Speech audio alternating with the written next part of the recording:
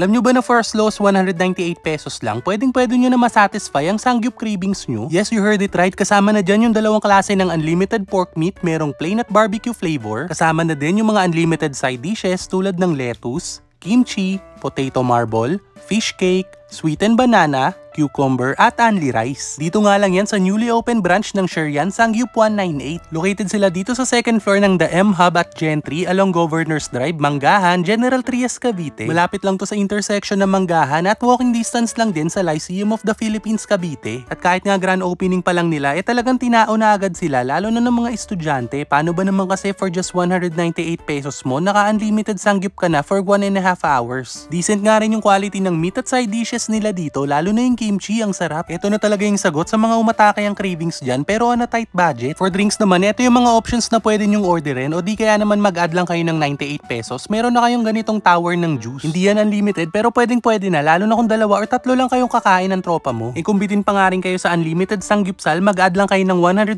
pesos per head. Naka-unlimited chicken wings na rin kayo. Meron 10 flavors to choose from. And for me, nagustuhan ko rin talaga yung quality ng wings nila dito. Luto at juicy yung loob tapos crispy on the outside. Open ang Manggahan branch daily from 10:30 AM to 11:30 PM. Tapos meron din silang isa pang branch sa may Sunnybrook Gentry along Arnaldo Highway, halos tapat lang ng Ninive Academy na open naman from 12 noon to 11:30 PM.